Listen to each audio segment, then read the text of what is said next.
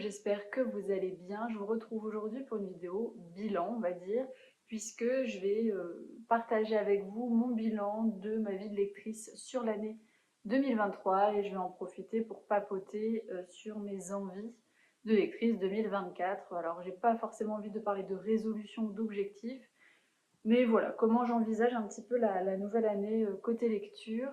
Ça fait un peu égocentré, je trouve, quand je l'amène comme ça. Il faut vraiment vous dire que l'objectif de ces vidéos, c'est vraiment d'être dans le partage. Donc n'hésitez pas en commentaire à me partager également eh bien, votre bilan 2023 et vos envies 2024. Ça peut très bien être vos coups de cœur, vos déceptions de lecture.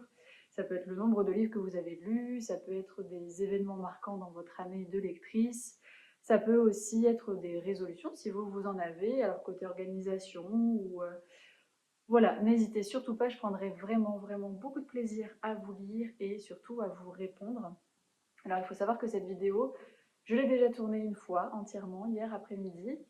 Et puis au bout de, je pense, 1h40, 1h45 de tournage, je me suis rendu compte que rien n'avait été enregistré puisque j'avais eu un souci de stockage au niveau de mon téléphone.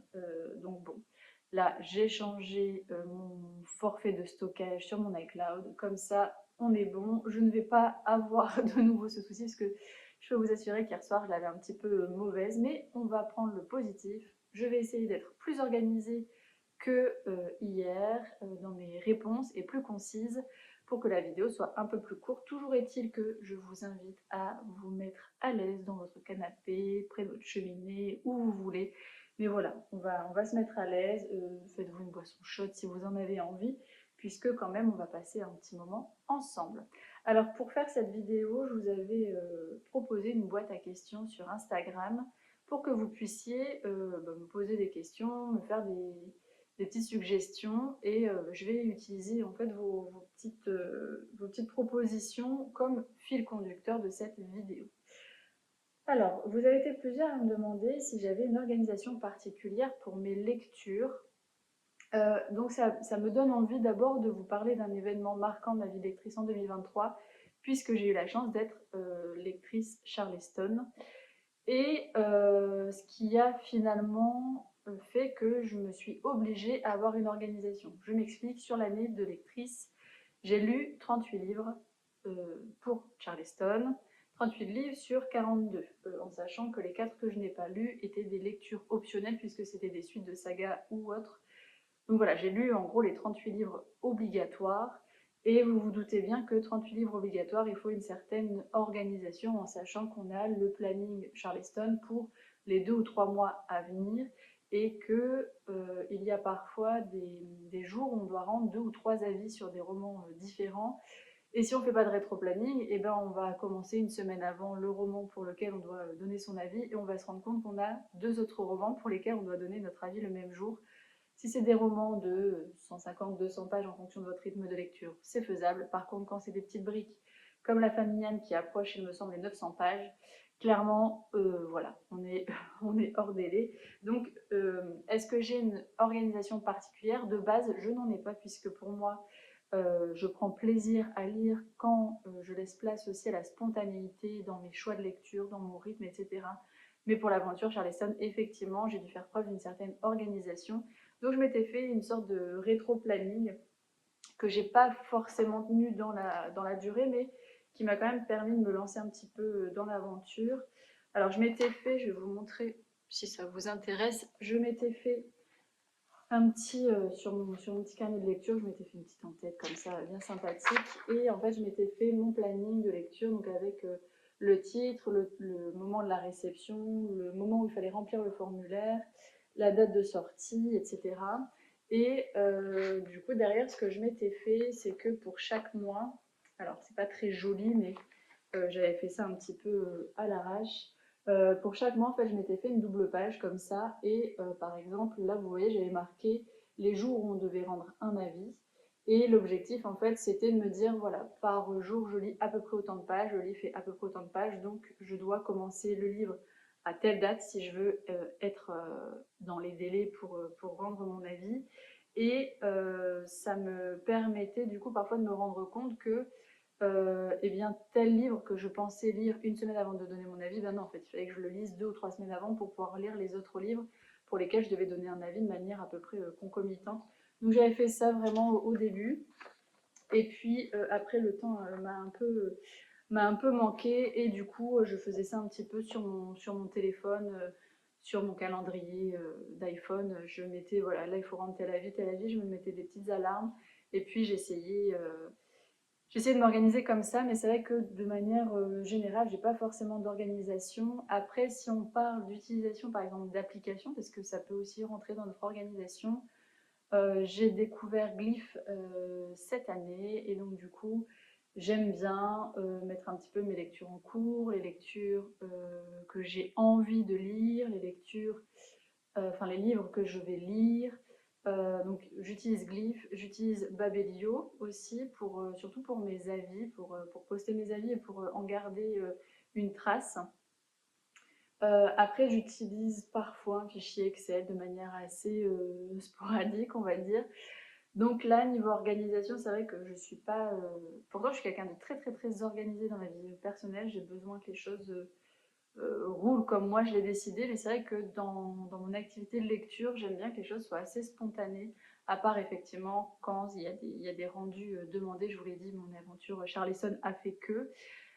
Mais j'aimerais bien changer ça en 2024 et je vous en dirai un peu plus tout à l'heure. Alors après, j'ai eu la question, est-ce que j'ai une routine de lecture? J'ai pas forcément de routine en soi. J'ai des moments plus propices pour lire dans la journée, donc ça peut être la nuit. Et là, je vous vois dire, mais la pauvre, elle dort pas la nuit. J'aimerais dormir, mais c'est pas toujours facile. J'ai ma fille qui ne fait pas encore ses nuits, qui va avoir 3 ans. Là, je suis enceinte de 7 mois, donc avec la grossesse, il y a des périodes d'insomnie. Et de base, j'ai un sommeil qui est assez léger. Donc, avec l'aventure Charleston, je lisais sur les épreuves non corrigées numériques sur ma liseuse, donc ça ne posait pas de soucis. Depuis que l'aventure Charleston est terminée, je dirais que j'écoute surtout en fait des livres audio. De temps en temps, je vais écouter un vlog, mais ouais, je suis plus sur les livres audio. Et là, en fait, j'ai demandé à Noël la petite lampe pour lire la nuit. Donc j'ai dit à mon conjoint, je vais être d'un glamour sensationnel, mais en fait, j'ai pas envie de le réveiller la nuit, mais j'ai pas non plus envie d'avoir 2 supports différents pour un livre. Donc à faire le livre papier la journée et la liseuse la nuit, bref. Donc je lis un peu la nuit.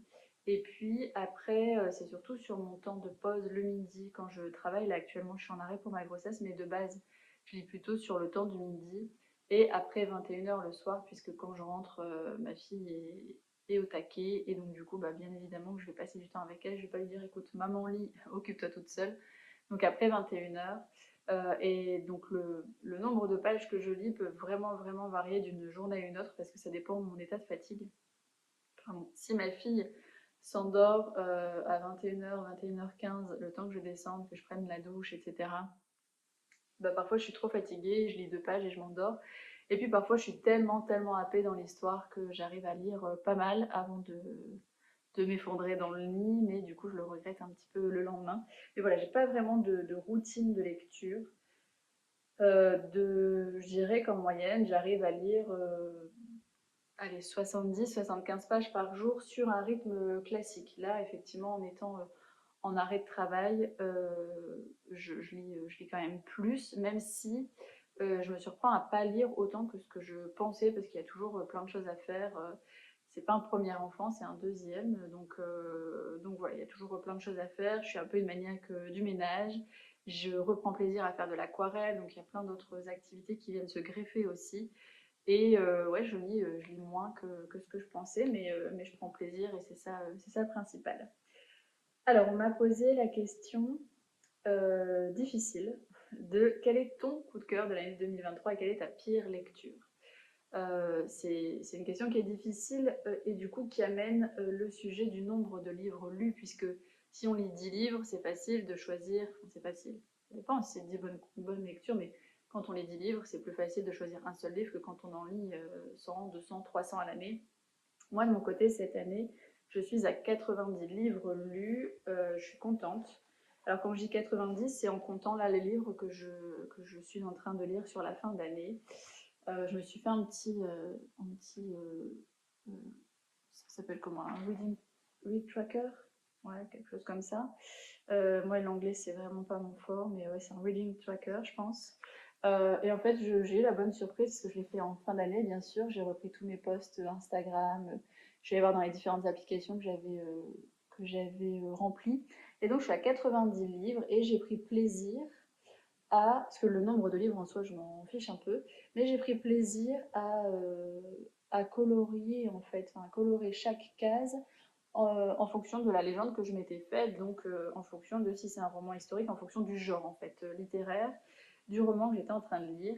Et eh bien, j'étais contente de voir que j'ai lu 16 romans historiques, 28 romans contemporains, 26 thrillers, polar, cozy mystery, j'ai tout condensé. 4 romans graphiques, 8 romans fantasy fantastique et 8 romances de Noël. Les 8 romances de Noël, je peux vous assurer que c'est exceptionnel que je lis pas autant de romances de Noël normalement, mais on a dû tellement en lire pour l'aventure Charleston en plein mois d'août que voilà, ça m'en fait 8 en tout. J'ai regardé un petit peu, j'ai retrouvé le nombre de livres que j'avais lus en 2019 et en 2020, mais j'ai pas retrouvé 2021-2022, je pense que j'avais dû faire des vidéos bilans sur YouTube et du coup je l'avais pas fait sur Instagram, sauf que mon compte YouTube a été piraté et supprimé. Mais en 2019, j'avais lu 50 livres et en 2020, j'en avais lu 33. 2021, je pense que j'en avais lu un peu plus, quoique non, je pense que j'en avais lu une cinquantaine. 2022, j'en ai aucune idée et 2023, donc 90 livres. Donc choisir un seul livre sur 90, c'est pas forcément évident, mais je joue le jeu parce que si je vous demande de me poser des questions, c'est pour y répondre correctement, sinon ça ne sert à rien. Donc, s'il ne devait en rester qu'un, un seul, sur ces 90, ce serait Billy Pretty a disparu de Sophie Astravi, qui est paru chez Flammarion. Alors, je ne sais plus si c'est au mois de mai ou au mois de mars. Qu'importe, il est sorti en tout cas en format broché cette année, donc il sortira sûrement en format poche l'année prochaine. Alors, si je devais vous en faire un résumé rapide sans lire la quatrième de couverture, on va suivre en fait Billy, qui est une petite fille qui a été abandonnée par sa mère. On ne sait pas pourquoi, et c'est pas du tout l'objet du début du roman, c'est un fait. Billy a été abandonnée par sa mère, et donc elle va être élevée par son grand-père Marcel. Ils vont vivre en fait de manière très très modeste dans une petite ville de province, dans un petit immeuble. Marcel, il est très très radin, au-delà du fait de ne pas forcément avoir énormément de moyens. Voilà, il est très très radin, donc du coup, il n'y a pas vraiment d'extravagance dans le quotidien de Billy. Et en plus, c'est une enfant qui est assez solitaire, qui se sent un peu à part des autres. Et donc, elle va évoluer comme ça de manière un petit peu isolée jusqu'au jour où l'une de ses voisines d'immeuble eh bien, va accueillir Maxime, qui est un petit garçon, qui est son neveu en fait, le neveu de sa voisine. Et ils vont se croiser dans le couloir, enfin dans les escaliers, et Billy va lui proposer en fait de jouer et ainsi de suite. Et il y a une histoire en fait d'amitié qui va se créer, mais de manière très en pointillé, puisque eh bien Maxime ne vient qu'une fois l'année chez sa tante, voire une fois tous les 2 ans. Et donc il y a un lien qui va se créer de manière vraiment indéfectible, c'est-à-dire que on a l'impression qu'ils ne se quittent pas spirituellement, vraiment. Il y a une fusion qui a été faite dès la première rencontre, mais physiquement, effectivement, ils ne se voient qu'une fois l'année. Et donc, du coup, vous vous doutez bien que sur les périodes d'adolescence, etc., de nombreux changements s'opèrent sur une année. Et donc, bah, chacun va évoluer de manière très personnelle et leur chemin va peut-être parfois dévier ou se recroiser dans la manière d'être. Toujours est-il que ce roman, c'est à la fois un roman d'apprentissage, puisqu'on va suivre Billy, petite fille, puis adolescente, puis jeune femme, puis femme. Donc c'est un roman d'apprentissage. Je trouve que c'est aussi un roman de quête de soi, à travers le fait qu'effectivement sa maman l'ait abandonnée. On va avoir une petite fille qui va avoir envie d'être entendue, et je dirais même d'être écoutée. Si vous faites la dissociation, je dirais même écoutée. Et on va aussi, bien évidemment, être spectateur d'une amitié qui est magnifique.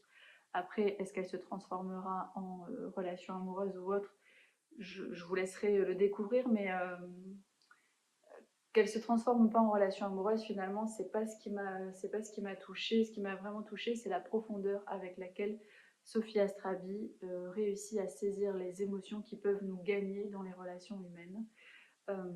Alors, pour être honnête avec vous, j'ai lu les 2 premiers romans de Sophie Astrabi, donc c'est Le Pacte d'Avril et je ne sais plus quel est son deuxième roman, où la couverture est jaune et c'est une femme qui tient un bouquet de fleurs et on ne voit pas son visage. Et j'avais bien aimé les deux, mais sincèrement, l'intrigue pour moi ne m'avait pas vraiment intéressée. J'avais par contre saisi la plume de l'autrice qui m'avait un petit peu interpellée, mais sans plus. Et j'ai reçu ce roman de la part de Flammarion et je l'ai lu en me disant, ben, allez, retourne-y, puisqu'à chaque fois ça a été des bons moments de lecture sans forcément être des coups de cœur, mais vas-y. Et là, clairement, bah, coup de cœur intersidéral. Là, je trouve que vraiment l'autrice se révèle. Elle a un talent de dingue. J'aurais pu surligner chaque phrase de son roman. Il y a des phrases qui m'ont fait refermer le roman et penser un petit peu au sens de l'existence, au sens que j'avais envie de donner à ma vie, au sens aussi de choses très personnelles. Enfin, il y a parfois même question de la mort. Alors, y a rien y a rien de pathos hein, dans son écrit, mais par exemple, de se dire, ben, c'est quoi en fait vivre, réellement vivre, c'est quoi? Est-ce que c'est attendre que les jours se succèdent et se ressemblent? Est-ce que du coup c'est une manière d'attendre la mort? Est-ce que au contraire c'est de vivre l'instant présent, etc. Et il y a vraiment une réflexion qui s'est invitée à moi en fait en lisant ce roman. Voilà, je ne peux que vous conseiller de le lire. Je sais qu'à chaque fois que j'ai un coup de cœur, j'ai beaucoup de mal à parler des romans, de mon avis, etc. Mais lisez-le en fait, voilà. Et comme ça, vous ferez votre propre idée. Il n'y a que Les Bruits du souvenir que je n'ai pas encore lu, mais que j'ai dans ma pile à lire, que j'avais fait dédicacer par l'autrice au Salon du Livre de Paris et qui est dédicacé au prénom de ma fille, puisqu'on parlait de nos enfants. Et puis elle me dit c'est quoi votre prénom pour commencer la dédicace? Et je lui dis bah Éléonore. Voilà, et après je lui dis mais non, en fait ça c'est le prénom de ma fille. Et donc du coup elle l'a dédicacé pour Éléonore et je me dis, eh bien ma fille, qui avait un peu plus de 2 ans à ce moment-là, a déjà son premier livre dédicacé par une autrice de talent, avec un talent inconsidérable. Donc ça me fera une petite anecdote à lui raconter. Mais voilà, si je devais ne parler que d'un seul livre, un seul coup de cœur, ça serait celui-ci. Après, si je ne joue pas le jeu et que je vous parle de plusieurs coups de cœur de l'année, j'aurais pu très bien vous parler de La belle vie de Virginie Grimaldi, mais voilà, il est tellement encensé ce livre que je pense que vous en avez déjà bien entendu parler.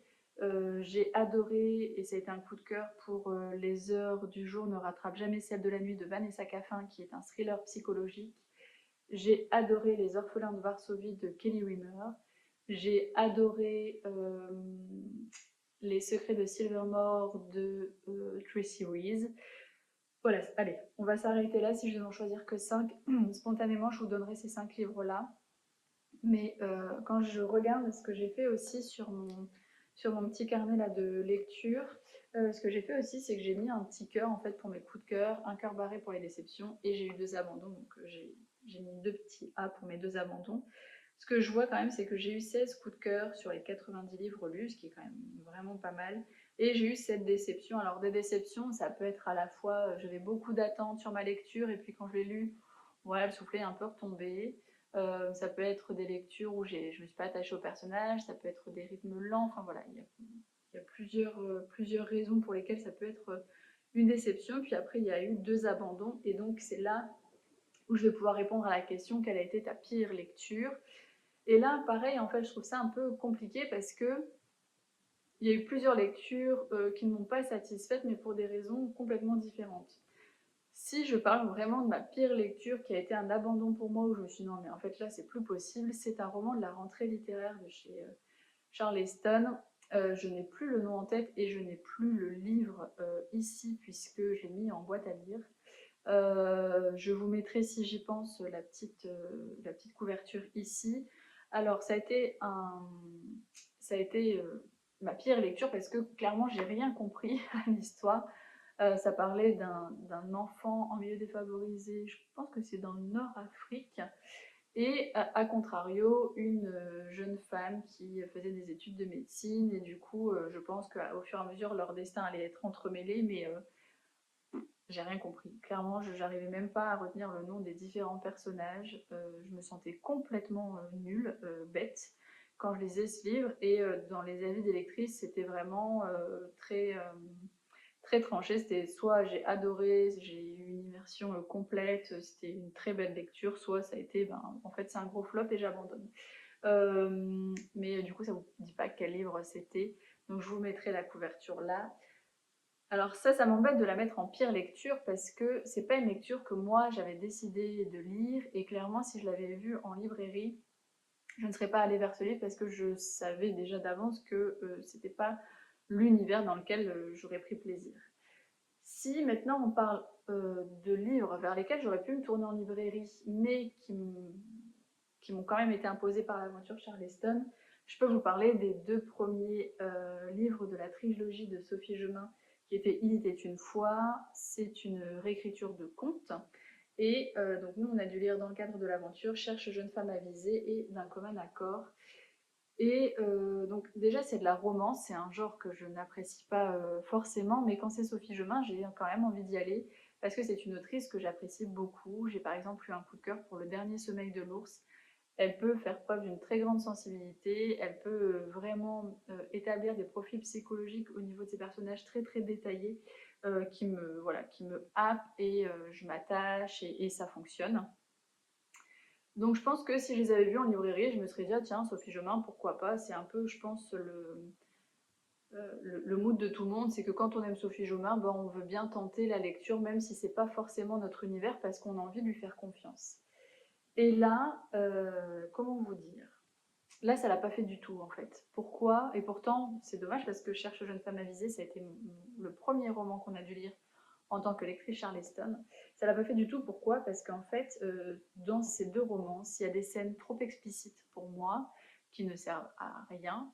Et surtout, dans celui-ci, où c'est quand même marqué le titre et D'un commun accord, il y a des scènes où pour moi, ça manque de consentement. Alors, j'en ai discuté un petit peu avec l'autrice et elle me disait, mais non, en fait, c'est juste une relation toxique. Alors, pour D'un commun accord. Oui, je sais ce qu'est une relation toxique, puisque j'accompagne quand même certaines de mes patientes en tant que psychologue sur comment réussir à identifier une relation toxique et comment s'en extraire. Donc, ça, je suis OK. C'est pas parce qu'on n'a pas 50 ans qu'on ne peut pas comprendre les subtilités des relations amoureuses. Comme elle revenait aussi un petit peu sur notre âge, etc. En disant bah oui, mais toi, t'as quel âge? Bah, j'ai pas âge, quel que soit l'âge en fait. Enfin, en fonction de notre parcours personnel, notre parcours professionnel, etc. On peut être plus ou moins sensibilisé à tout ça. Bref, là n'est pas la question. Ce qui était quand même revenu dans notre conversation, c'est que et c'est ça qui est intéressant pour vous, et c'est pour la raison pour laquelle je vous en parle, parce que quand j'en parle, on dirait que je déteste Sophie Gemin, alors que pas du tout, j'apprécie beaucoup cette autrice. Ce qu'il faut retenir, c'est que ces romans sont écrites il y a plus de 10 ans, dans un autre contexte où on pouvait écrire de manière différente, où on parlait beaucoup moins du consentement, où on parlait beaucoup moins des relations saines en fait, hein, bidirectionnelles, etc. Et on a lu en tant que lectrice les épreuves non retravaillées, les épreuves non corrigées et surtout non retravaillées. Entre-temps, Sophie Gemin a eu la possibilité de retravailler ses textes avant qu'ils soient réédités.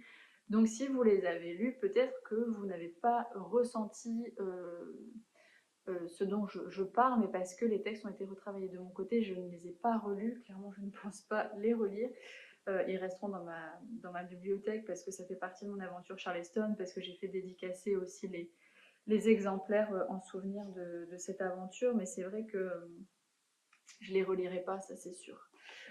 Donc voilà pour un autre type de déception. Et si on parle de ma déception de l'année pour une lecture que moi j'ai choisie, qui ne m'a pas été imposée, on reste malheureusement chez Charleston, mais j'en ai lu pas mal cette année. C'est La cuisinière de Castamar de Fernando Muñez. Pourquoi? Parce que clairement, j'avais l'impression qu'il ne se passait rien dans ce bouquin. Alors j'ai lu, je pense, 500 pages sur les 750. Alors quand je dis je l'ai lu, pour être tout à fait honnête, j'ai écouté les premières 500 pages, mais j'étais super, enfin, quand je lisais ce roman, j'étais concentrée sur mon écoute, etc. Et bah ouais, j'avais l'impression que c'était super lent, en fait, que rien n'allait arriver. Et pour en avoir discuté avec une copine qui a regardé la série, elle m'a dit qu'elle avait aussi abandonné la série par manque de rythme. Donc voilà, moi c'est vrai que les romans trop lents, c'est compliqué. Et là en plus un roman de 750 pages, j'ai envie de vous dire flemme plus. Ça a été un de mes abandons de l'année. En fait là je vous ai parlé de mes deux abandons de l'année. Le premier c'est le roman de la rentrée littéraire chez Charleston et le deuxième c'est celui-ci. À savoir que j'abandonne très peu de lectures puisqu'avant ces deux abandons, dans toute ma vie de lectrice, j'avais fait un seul abandon avec un livre d'Anne Granger. Donc 3 abandons sur je ne sais pas combien de livres lus, c'est quand même pas mal. Enfin, c'est quand même très très très peu. Quand je dis pas mal, c'est dans le sens où vraiment j'abandonne assez peu facilement. Donc voilà pour la question de ma meilleure et de ma pire lecture 2023. Je vous ai fait donc le bilan rapide du nombre de livres que j'ai lus, parce que je me suis fait des petites notes. Je vous ai dit aussi que j'avais lu de l'historique, du contemporain, du thriller, du polar, du cozy murder, des romans graphiques et une catégorie qui rentre dans mon univers de lecture 2023 et qui est un grand changement pour moi, c'est la fantasy et le fantastique. Et ça, pour moi, ça a été un changement dans mon activité de lecture sur l'année 2023. Alors, j'avais commencé en 2022 avec Blackwater parce que il y avait tellement eu de hype autour de cette saga rééditée que je m'étais dit, allez, pourquoi pas. Et en fait, j'avais vraiment bien aimé cette saga. J'avais lu les 2 premiers tomes du coup en 2022. Et j'ai lu les 4 derniers en 2023. Là, j'ai terminé la saga au mois de septembre, il me semble. Et j'ai vraiment beaucoup aimé l'univers qui était proposé. Donc ça, pour moi, c'est du fantastique, puisque on est dans un univers plausible, un univers actuel. Mais par contre, il y a des petits événements un peu hors normes qui vont se passer. Pour moi, ça, c'était du fantastique, de la fantaisie pure. Alors, je ne sais pas si on considère Harry Potter comme de la fantasy. Si c'est le cas, alors j'en avais déjà lu puisque j'ai lu Harry Potter. Et j'ai également lu La Passe Miroir. Harry Potter, je l'ai lu il n'y a pas si longtemps que ça. Je dirais qu'il y a 4-5 ans. Et là, vous allez avoir envie de me baffer pour les fans d'Harry Potter.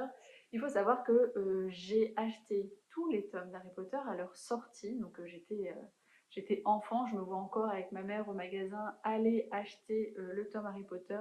Mais il y avait tellement d'engouement autour de cette série, de cette saga, que ça m'a fait peur. Et puis après, ben, j'ai grandi et j'ai pas eu envie d'y retourner. Et je pense que c'est Maud en fait qui m'avait dit mais lis le premier tome et tu verras ce que ça donne. Et puis bah voilà, j'ai lu tous les tomes en enchaînant comme ça. Donc, euh, donc voilà, ça c'est cool. Et donc du coup là l'année dernière j'ai repris avec Blackwater, avec du fantastique donc. J'ai lu les 2 premiers tomes de La Passe Miroir, donc de la fantasy, et clairement, je suis désolée de le dire, mais ça ne l'a pas fait.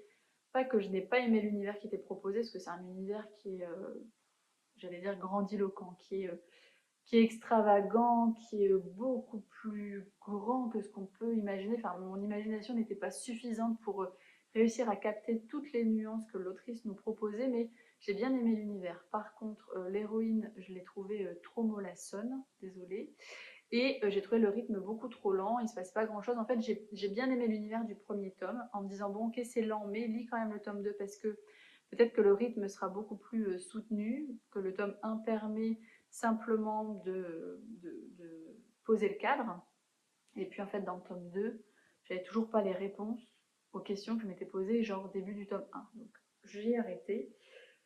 Et bien, entre-temps, donc en 2023, j'ai repris, si on peut parler de reprendre. En tout cas, j'ai eu envie de découvrir réellement ce qu'est le fantastique et la fantaisie. Et pour ça, j'ai fait appel à Lauriane du Conte Cocon littéraire.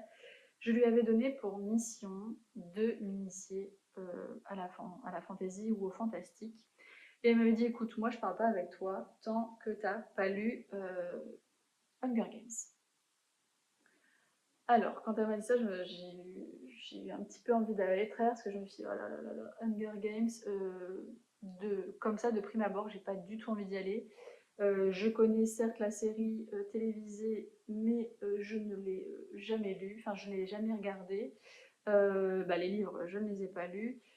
Allez, bon, je me lance quand même, je lui fais confiance. Pourquoi? Parce que Lauriane et moi, on a des univers complètement superposables. C'est-à-dire que, en tout cas des goûts superposables. C'est-à-dire que ce qu'on va lire dans le genre historique, dans le genre contemporain, dans le genre polar, eh bien on va avoir exactement les mêmes ressentis pour les mêmes événements, pour les mêmes personnages, pour les mêmes romans. Enfin voilà, on pourrait faire des copier-coller de nos chroniques sur Instagram parce que clairement, on pense toujours la même chose.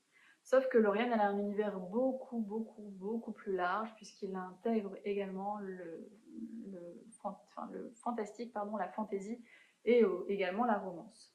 Et donc, du coup, je me suis dit, bon, fais-lui confiance, puisque tu lui demandes des recommandations, tu vas pas commencer à chipoter, tu t'achètes Hunger Games et on n'en parle plus.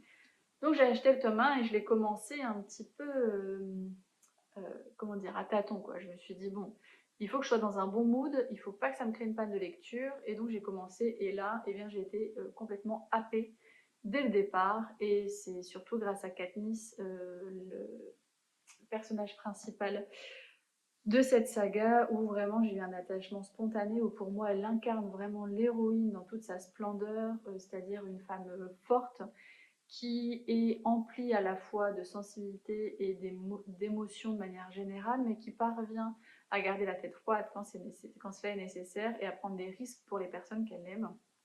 C'est une vraie battante, elle va de l'avant, enfin voilà. Donc j'ai eu un coup de cœur pour Hunger Games et je lui ai dit bon alors maintenant est-ce que tu peux continuer de me faire découvrir Elle m'a dit non non tu continues la saga et en fait j'ai pas forcément continué puisqu'elle m'avait dit tu lis le premier tome de la saga, tu regardes le premier épisode sur la série télévisée et ainsi de suite. Donc là, j'ai regardé le premier épisode, j'ai chialé. Ah, voilà, hein, Lauriane, merci. Bref. Et en fait, pour mon anniversaire, Lauriane a eu la gentillesse de me faire un colis qu'elle m'a envoyé. Et dans ce colis, il y avait Le Royaume assassiné d'Alexandra Christo, qui est une réécriture du conte de la petite sirène, mais en mode vraiment dark. Elle me l'a offert fin octobre. Je l'ai commencé dans la foulée et je pense que 4 jours après, je l'avais terminé. J'ai énormément aimé. Et là, pareil, en fait, ça m'a demandé un petit peu de temps pour m'imaginer l'univers, mais une fois que l'univers était imaginé, eh ben, on était parti. Et ce que je retiens surtout de cette lecture, c'est que, de nouveau, eh bien, je me suis énormément attachée au personnage et je pense sincèrement que, en fait, quel que soit l'univers vers lequel je vais me pencher, si j'aime le personnage, eh bien, je vais aimer ma lecture. Donc là, je me dis, bah, un banco, quoi. Ensuite, pour parler un petit peu de la découverte de l'univers du fantasy, de la fantasy et du fantastique, Lauriane un jour m'envoie un message pour me dire j'ai eu un coup de cœur pour The Prison Healer de Lynette Noni, il faut que tu le lises. Et là, qu'est-ce que j'ai fait? Je suis allée sur Vinted, j'ai noté le titre, et puis j'ai acheté le livre sans même lire le résumé. Et ça a été de nouveau un vrai coup de cœur. Pourquoi? Eh bien parce que je me suis attachée à l'héroïne principale qui est Kiva, qui est une jeune fille au départ de 10 ans qui va être emprisonnée avec son père puisque son père est accusé d'être partisan comment dire, du mouvement rebelle. Et dans cette prison, en fait, personne n'en est sorti vivant. Tout le monde meurt à cause de la difficulté de la tâche qui leur est assignée. Et donc c'est de l'esclavage, hein, clairement. Et on va suivre en fait qui va essayer de survivre dans cet univers-là. Alors elle va être guérisseuse, elle va être à l'infirmerie. Son père meurt assez vite. Et on va la suivre en fait dans son infirmerie en sachant que voilà, il va y avoir des personnages autour d'elle avec qui elle va créer des liens malgré elle. Et ça va partir dans des univers... L'autrice nous fait prendre des directions auxquelles je n'aurais jamais pensé. Et ça va bien au-delà de cette petite prison. Ça fait huis clos, mais vous allez voir que dans le deuxième tome, on n'est plus du tout en huis clos, parce que oui, le jour où j'ai fini cette lecture, donc je l'ai reçue, je l'ai tout de suite lu, Et le jour où j'ai terminé, je lui ai dit, mais je sais pas comment t'as fait pour m'attendre pour le tome 2. Est-ce que tu es dispo aujourd'hui pour le lire? Elle m'a dit, bah oui, banco. Je suis allée en librairie et je me suis acheté le tome 2 et on se l'est fait en lecture commune dernièrement, donc début décembre. Et là, le tome 3 va sortir le 13 mars et j'ai déjà dit à Lauriane, tu réserves ta journée, on va en librairie le 13 mars et on lit le bouquin. Bref, tout ça pour vous dire que mon année de lectrice 2023 a également été marquée par la découverte du genre fantasy, fantastique, dystopie. Et du coup, j'ai vraiment envie de poursuivre tout ça. Et je me dis que là, il y a encore une porte qui s'ouvre devant moi avec un univers complètement énorme en fait hein, derrière. Du coup, parfois j'ai des frénésies où j'ai envie d'acheter plein de choses. Par exemple, j'ai discuté avec Marie Vareille à la à la Christmas Party, je pense, c'est comme ça, de chez Charleston, enfin village de Noël de chez Charleston. J'ai discuté avec Marie Vareille de Désenchanté, qui a été une magnifique lecture, un coup de cœur cette année. Et je disais que voilà, j'avais lu un peu de fantasy fantastique sur l'année et que du coup, j'avais vraiment envie de découvrir sa saga qui est, je crois, Eleana ou quelque chose comme ça.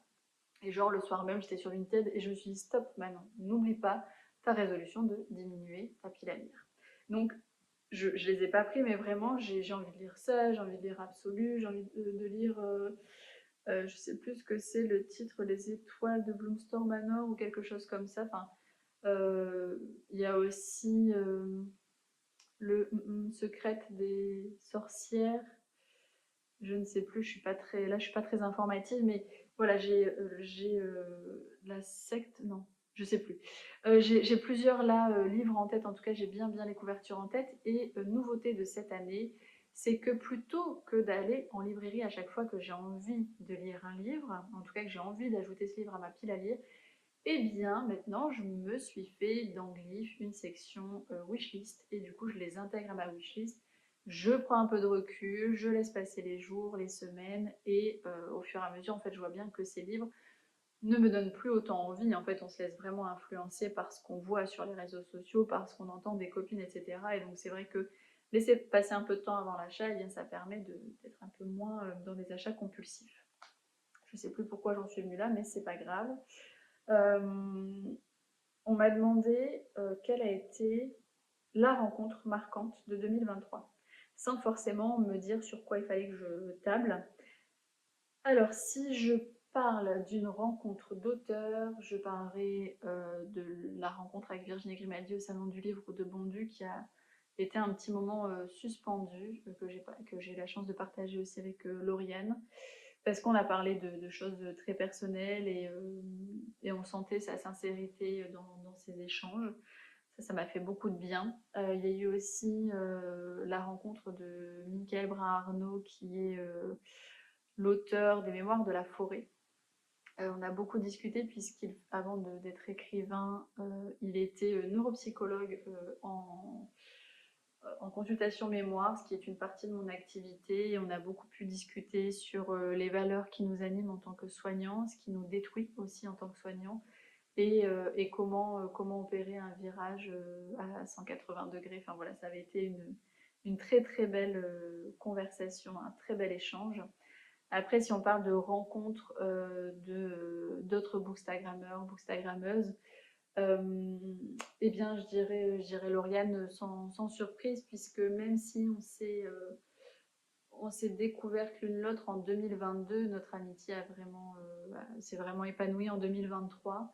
Je ne ferai pas de déclaration là, Lauriane, ne t'attends pas à ce que j'en dise plus. Mais voilà, s'il devait y avoir une seule rencontre marquante à retenir, eh bien ça serait Lauriane, même s'il y a eu d'autres rencontres sur l'année que je n'oublie pas.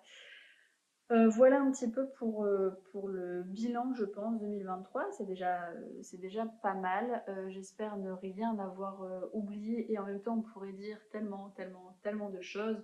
Je pourrais venir un petit peu sur ma présence sur les réseaux sociaux en 2023 qui a été assez fluctuante parce qu'il y a eu une période où je me suis dit en fait j'ai envie de tout arrêter. Moi, j'ai juste envie de prendre plaisir à lire et il y avait très peu d'échanges. Je sentais que la visibilité baissait alors que ça demande un temps énorme, que ce soit sur Instagram ou sur YouTube. Et bien de tourner les vidéos, de faire le montage, de faire les vignettes, de publier. Sur Instagram, et bien, ça va être de faire les petites photos, même si je fais pas des photos très élaborées. Hein. Moi, clairement, je passe pas 3 heures à faire une photo, à faire un montage de fond, etc. C'est pas moi, j'aime bien être très spontanée dans ce que je fais. Mais derrière, bah, c'est écrire la chronique, c'est prendre le temps de le faire plutôt que de lire dans un quotidien où vraiment déjà avoir du temps pour soi, c'est déjà compliqué. J'ai pas envie de me plaindre là hein, sur le temps pris pour soi, mais c'est plus de se dire, bah voilà, parfois j'ai envie de faire des choix aussi où je sentais qu'Instagram devenait, et l'est encore d'ailleurs, un réseau où finalement on est beaucoup dans le paraître. C'est à qui a la plus belle photo, à qui poste en premier telle chronique de telle sortie qui va arriver. Et moi je suis tellement pas dans tout ça en fait. Clairement, moi j'ai juste envie d'échanger avec vous sur vos lectures, sur les miennes, sur les ressentis, sur le plaisir qu'on prend de lire, sur le plaisir d'avoir la même passion. Je me vois pas faire autrement. J'ai envie de rester moi et c'est vrai que je m'y retrouvais plus en fait dans ces réseaux sociaux. Donc il y a eu une période où j'étais un peu moins présente. Et puis, bien, il y a eu le piratage et la suppression de ma chaîne YouTube qui m'a un petit peu mise par terre en mode bon, bah en fait, là, c'est la goutte d'eau en gros qui fait déborder le vase et c'est peut-être finalement le point final à ma présence en fait sur les réseaux sociaux. Et c'est mon conjoint qui m'a dit mais non, je sens que tu apprécies en fait échanger, donc continue, c'est important, reconstruis ta chaîne. Et puis fais-le pour toi en fait, arrête de le faire pour les autres, fais-le pour toi. Et puis je lui ai dit, bon, écoute, je vais recréer ma chaîne. C'est vraiment lui qui m'a poussé. Et du coup, je lui ai dit, écoute, oui, je vais recréer ma chaîne. Je reposte les 2 dernières vidéos que j'avais postées sur mon ancienne chaîne que j'ai encore dans mon ordinateur.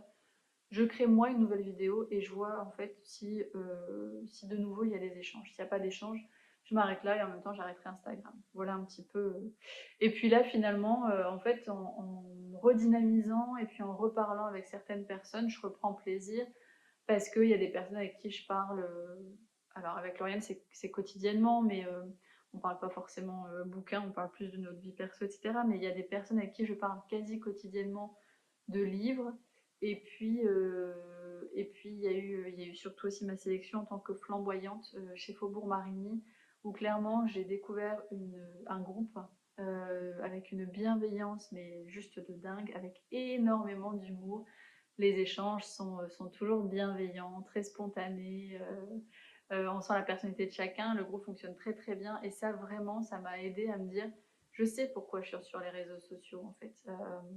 C'est pour pouvoir échanger avec les personnes qui ont la même passion que moi, de manière, ouais, enfin, spontanée en fait. Donc voilà, ça m'a redynamisé et du coup ça, l'aventure flamboyante, ça me permet de faire la transition avec 2024 puisque en fait je suis flamboyante pour l'année 2024 et donc j'ai commencé à lire les épreuves non corrigées qui vont paraître en janvier et en février. Donc je vais clôturer là ma partie 2023, même si j'ai l'impression d'avoir oublié des choses, mais c'est pas grave. Oui, si, je peux vous parler aussi un dernier point, et après, promis, on passe à 2024 parce que cette vidéo va durer une éternité.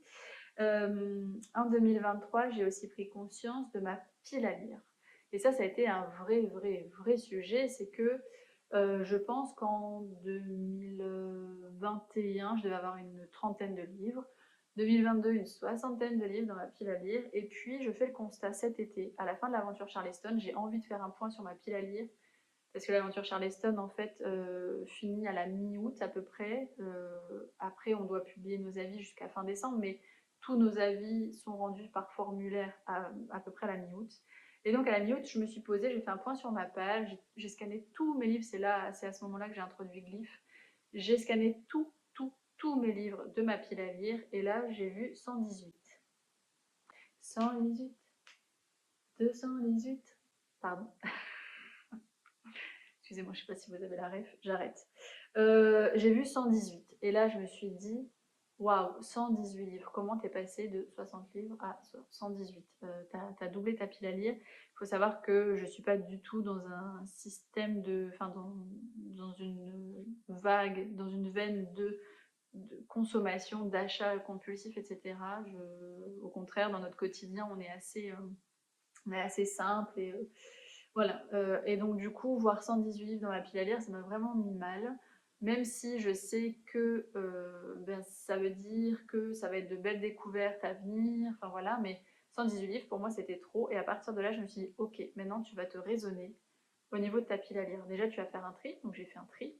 Tu vas créer des challenges et plus d'achats pour l'instant. Donc je me suis mise en no-buy, j'ai créé le challenge cet été, je sais même plus comment s'appelait mon challenge, tiens.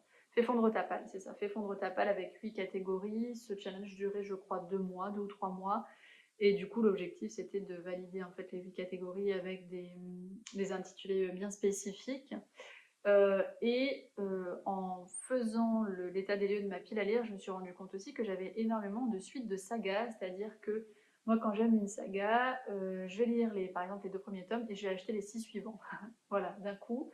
Et puis, ben, je vais stagner parce que je vais pas y retourner parce qu'il y a d'autres sagas qui sont éditées et voilà, le temps me manque, bref. Et donc je me suis dit, bah oui, mais c'est bien beau de faire attention à tes achats, tout ça, mais pour vider ta pile à lire, tu peux aussi continuer tes sagas, ça peut être une astuce supplémentaire. Et donc du coup, j'ai créé le challenge un mois une saga, et là je suis contente parce que je me suis rendu compte que depuis que j'avais créé ce challenge, j'arrive à lire 2 tomes de sagas différentes par mois.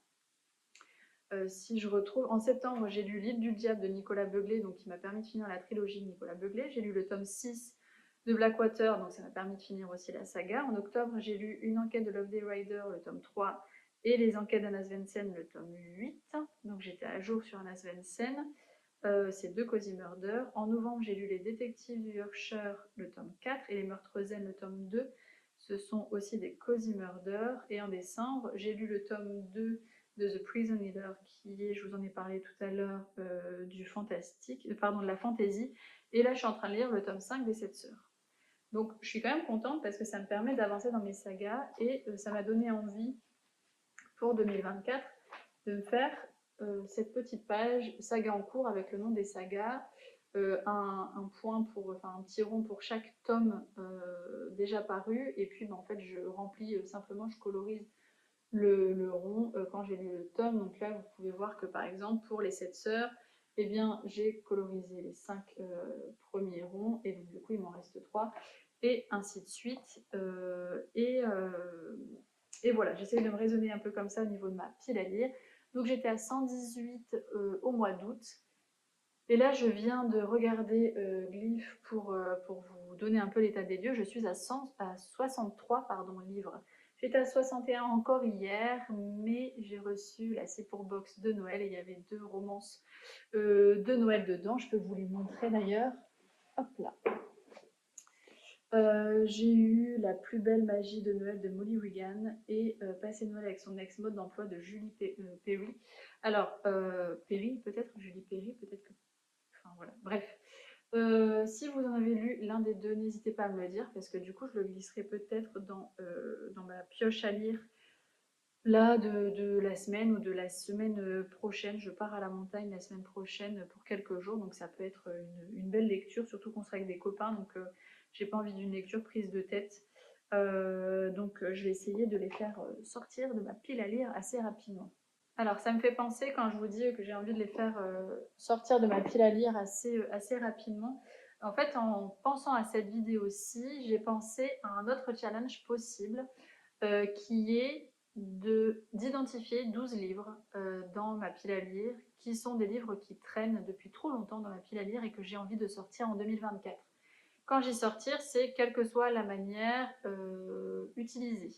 C'est-à-dire que je peux très bien les faire sortir parce que je les ai lus en 2024, ou je peux les faire sortir parce que en fait je les ai pas lus, ça fait trop longtemps qu'ils sont dans ma pile à lire, ils me donnent plus envie, et donc du coup eh bien, je les mettrai en boîte à livres à la fin 2024. Donc je vais sortir une vidéo, je l'ai déjà tournée hier, je vais vous sortir une vidéo avec les 12 livres qui doivent sortir quelle que soit la méthode utilisée en 2024. Donc là, c'est un challenge qui est personnel, mais je me suis dit que si l'idée vous plaisait, si vous étiez plusieurs à me solliciter, eh bien pourquoi pas en créer, en fait, en faire un challenge collectif. Dans ces cas-là, je ferai un template et je vous le partagerai sur les réseaux. Voilà un petit peu pour l'état de ma pile à lire.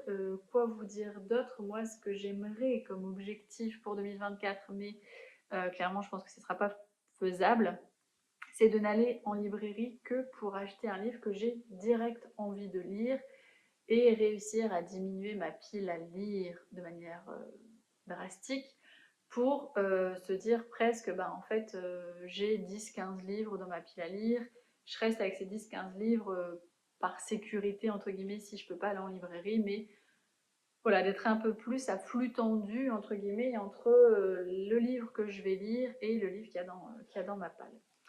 Donc là, clairement, je pense que j'ai fait le tour de mon bilan 2023 que j'avais envie de faire avec vous. Il y a des questions qui m'ont été posées aussi sur 2024. La question la plus globale, c'est quelles sont tes envies pour 2024? Alors, il y en a qui tableraient tout de suite sur le nombre de livres lus. Je ne fais pas partie de ces personnes-là parce que là, vous voyez, j'ai lu 90 livres en 2023, mais avec des moments où je me suis sentie vraiment dans l'oppression ou en tout cas dans l'urgence, c'est-à-dire que je devais rendre un avis pour telle ou telle date. Donc du coup, il fallait absolument que je lise ce livre et j'en ai perdu le plaisir de lire. Ça a pu créer une ou deux pannes de lecture dans l'année. Et donc je ne suis pas sur un chiffre clairement, même si je me suis fait une petite page où je vais me mettre en fait le nombre de livres que je lis par mois. Donc là, je ne sais pas si vous voyez bien, mais par exemple, là c'est marqué janvier, et puis il y a des chiffres nombres ici. Et donc je vais au fur et à mesure coloriser les pastilles, toujours avec une légende en fonction du genre. Et puis à côté, je me suis mis pile à lire. Donc là, je mettrai combien j'ai de livres dans ma pile à lire. Là, j'en suis à 163. Mais je vais attendre d'avoir mes cadeaux de Noël, etc. pour vraiment noter le chiffre final. Et puis ben, après, c'est si j'ai réussi à en enlever ou si au contraire je les ai augmentés. Donc vous voyez, il y a moins 5 plus 5, moins 10 plus 10. Et du coup, ça va me permettre de voir un petit peu comment ma pile à lire évolue sur l'année. Ce que je souhaite, c'est qu'elle n'explose pas, hein, clairement. Mais en tout cas, mes envies pour 2024, c'est surtout de prendre plaisir à lire. Et donc pour ça, c'est de vraiment bien sélectionner mes lectures, savoir m'écouter, écouter mes envies, mais aussi réussir à identifier mon rythme de lecture, puisque eh bien, je pense qu'il va encore changer. Déjà de base, rien n'est acquis, chaque jour est différent. Et c'est vrai que je vais être maman pour une nouvelle fois. J'attends un petit garçon là pour fin février. Et bon, bah, qui dit naissance d'un petit bout, dit rythme, déjà équilibre familial complètement perdu. Et donc voilà, il va me falloir un peu de temps pour retrouver un équilibre. Et donc la lecture, quelle place elle aura à ce moment-là, j'en ai aucune idée. Peut-être que je lirai davantage parce que le temps que je l'allaite, je lirai. Peut-être qu'au contraire, je serai tellement épuisée que je dormirai quand lui dormira. Enfin voilà, un enfant n'est pas un autre, donc je ne vais pas comparer avec mes autres expériences. Euh, donc j'ai envie de continuer de prendre plaisir à lire, qu'importe le nombre de livres que je lis. Ce que j'aimerais surtout, c'est que le nombre de livres que je lis soit supérieur au nombre de livres que j'achète pour ne pas faire augmenter ma pile à lire. Je m'étais dit qu'à chaque livre acheté, à chaque nouveau livre acheté, non lu dans la foulée, eh bien, il devait y avoir un livre de ma pile à lire qui sortait. Donc je verrai si je m'y attelle ou pas. L'objectif, c'est pas non plus de sortir un livre pour dire de le sortir pour garder le chiffre de la pile à lire en tête.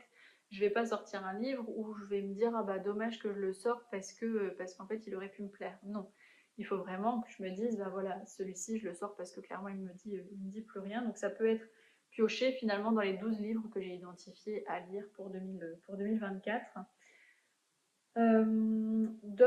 Est-ce que j'ai d'autres envies? Je me suis marquée me donner le droit davantage d'abandonner un livre s'il ne me plaît pas, puisque je vous l'ai dit en début de vidéo, depuis que je sais lire, je n'ai abandonné que 3 livres, et vraiment parce que c'était pas possible de les continuer.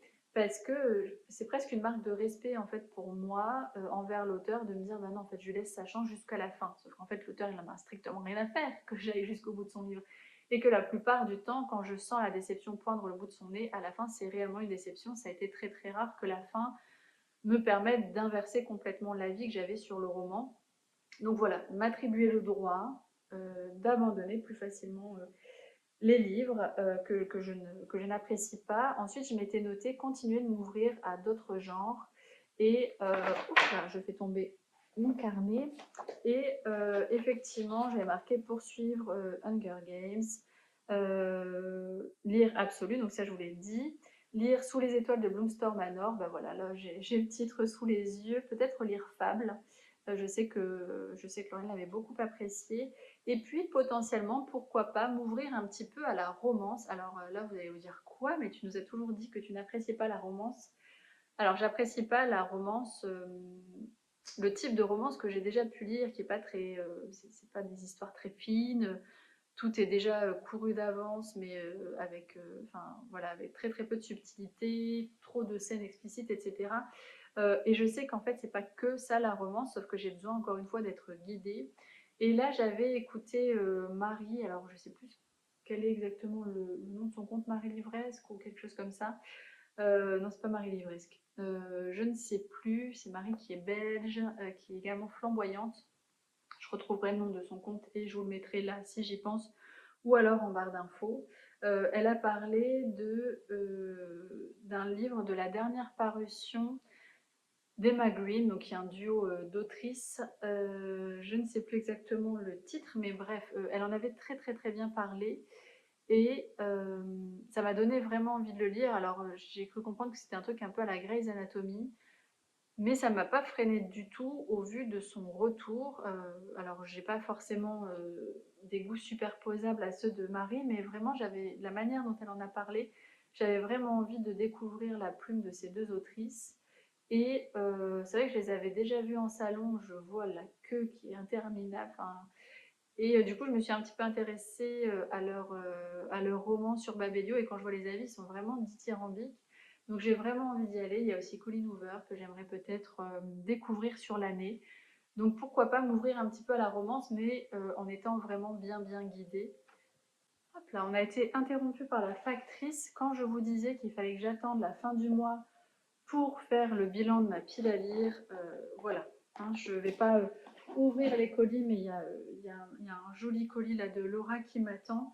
Je lui ai envoyé le mien il y a quelques jours, elle l'a déjà reçu. Donc, bref, je vous disais donc que j'ai vraiment envie de découvrir l'univers de la romance, mais de manière guidée. Et ça, je pense que Lauriane aussi sera en capacité de le faire pour moi. Il va falloir que je la rémunère en fait, hein, c'est vraiment une influenceuse. Bref, j'arrête de dire des bêtises. Donc vraiment dans mes envies aussi, je vous l'ai dit, c'est de continuer de faire baisser ma page. Je vais continuer le challenge Un mois une saga. J'ai sélectionné donc 12 livres à lire en 2024 et je vous ai déjà fait une vidéo que je vous posterai bientôt. Et mon autre résolution aussi, c'est de fermer les yeux. Vous voyez, quand les copines vous écrivent des avis dithyrambiques sur certains romans et que vous savez que si votre ami l'a apprécié, vous allez également l'apprécier. Voilà, je vais fermer les yeux. Je ne vais rien, lire et du coup, ça me permettra d'être moins influencée. Alors après, j'ai eu d'autres suggestions. Il y a Lauriane qui m'avait dit: est-ce que tu veux encore faire des reels en pyjama ou en maillot de bain? Oui, Lauriane, je le pose là, hein. Bah oui, écoute, si ça peut me permettre de gagner en visibilité, puisque tu sais très très bien que c'est ce que je recherche sur les réseaux, de la visibilité.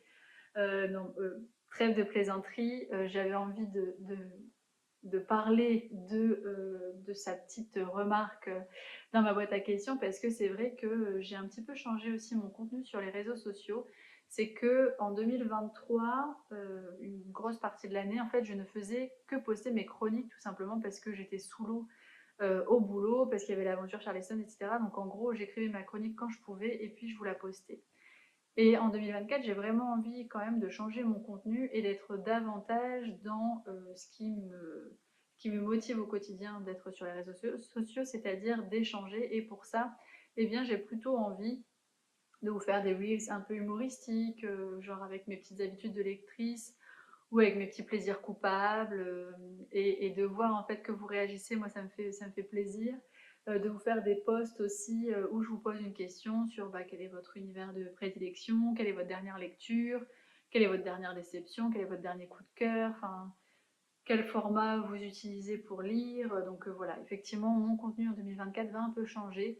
Peut-être que je mettrai le bikini, mais en post-grossesse, déjà pendant la grossesse, c'est pas génial. Mais Lauriane, peut-être que pour toi en 2024, tu verras sortir un Reels en maillot de bain. Elle m'avait également dit dans tes bonnes résolutions, tu peux mettre terminer Hunger Games. Effectivement, je vais essayer en tout cas de poursuivre cette saga. Alors, je ne sais pas exactement combien il y a de tomes. Là, je vais me faire taper sur les doigts. 3, 4 peut-être, je ne sais pas. Mais effectivement, ça peut s'envisager.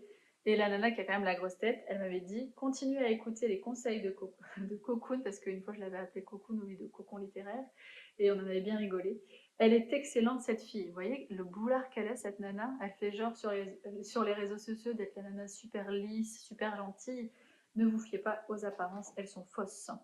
En 2024, j'ai également envie de reprendre un petit peu les visuels que je vous ai montrés, c'est-à-dire de suivre un petit peu plus mes lectures. Alors, c'est vraiment pour moi, c'est pas forcément pour les partager, enfin le partager sur les réseaux sociaux ou pour avoir une idée bien précise du nombre de livres que j'ai lus ou autre, ça je m'en fiche. Mais en fait, j'adore tellement faire de l'aquarelle, j'adore tellement faire du bullet journal, etc. Et en 2023, j'ai complètement arrêté de prendre ce temps-là. J'ai envie de le reprendre en 2024. Et donc, du coup, là, sur les derniers jours, je me suis fait quelques pages dans mon livre, enfin dans mon carnet de lecture.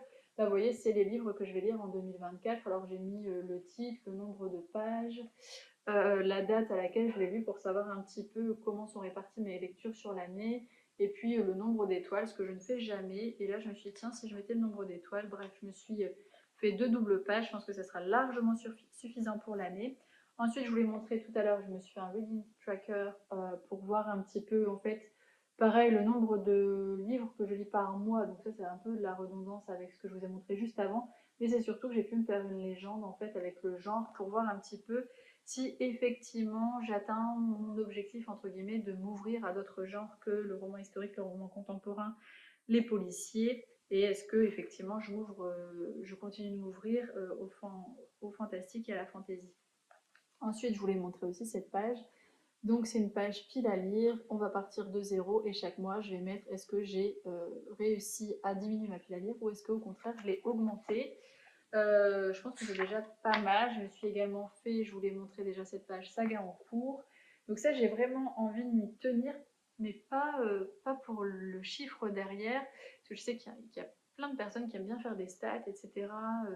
Moi, c'est vraiment plus pour le plaisir de prendre un crayon, de me poser et de faire un petit dessin. Voilà, ça serait un temps pour moi où je me ferais une petite boisson chaude, où je me noterais le titre, etc. du livre que j'ai lu. Et puis, c'est vrai que ça permet aussi parfois, quand on fait un bilan sur l'année, on se dit «Ah, j'ai pas lu tant que ça, en fait». Et ben, ça permet en fait vraiment de se rendre compte que non, non, on peut aussi prendre du temps pour soi sans forcément le considérer, et du coup de se réancrer dans l'instant présent et de faire les choses en pleine conscience. Voilà un petit peu pour mon bilan de lecture 2023, pour mes envies 2024. Vous l'aurez compris, la ligne directive reste la même que d'habitude, prendre plaisir, échanger avec vous, prendre plaisir à lire, continuer de faire des rencontres, poursuivre aussi les amitiés qui sont nées des réseaux sociaux. Là, vous voyez, je vous montrais le colis de Laura. Laura, c'est vrai que j'en parle beaucoup moins dans les vidéos parce que bah, elle a aussi pris ses distances des réseaux sociaux, mais ça reste une amie très très proche que j'ai vue cet été, que je vais voir là sur le courant de l'année pour des événements particuliers très personnels, avec qui je m'organise des salons sur Paris, etc. Donc j'ai aussi envie de poursuivre et d'alimenter en fait les amitiés qui sont nées grâce aux réseaux sociaux. Et voilà, je pense que j'ai fait le tour de tout ce que j'avais envie de vous dire. De mon côté, j'espère que vous serez satisfait du bilan que vous ferez de vos lectures 2023 et que vous avez plein d'idées en tête pour 2024. si vous faites un bilan lecture et si vous vous mettez des objectifs en 2024. N'hésitez surtout pas à me les partager en commentaire. Je prendrai vraiment plaisir à en prendre connaissance et à échanger avec vous sur tout ça. Et puis voilà, moi j'ai envie de vous dire que l'essence même de la lecture reste le plaisir pris à lire, ça c'est super important. Et puis voilà, écoutez, je vais vous souhaiter de très belles fêtes de fin d'année. Je vais essayer de poster cette vidéo avant Noël. Je pense qu'il y a moyen puisqu'on est aujourd'hui le 22 décembre. Donc il faut que je prenne le temps de faire le montage. Mais pour ça, il ne faut pas qu'il y ait de bugs au niveau du son et au niveau du stockage qui est un peu moins sûr. Bref, en tout cas, moi je vous souhaite de passer de très belles fêtes de fin d'année, entouré de vos proches, si vous avez la chance d'avoir vos proches, entouré en tout cas des personnes que vous aimez. Et si les périodes de fête sont une période un peu plus difficile pour vous, eh bien j'ai également une pensée pour vous et je vous souhaite alors de trouver un temps pour vous, un temps précieux où vous pourrez prendre soin de vous, puisque personne n'est mieux placé pour prendre soin de soi que soi-même. Et voilà, en tout cas, je vous souhaite de très belles fêtes de fin d'année. Je vous présenterai mes vœux pour la nouvelle année dans une prochaine vidéo et je vous dis à très vite.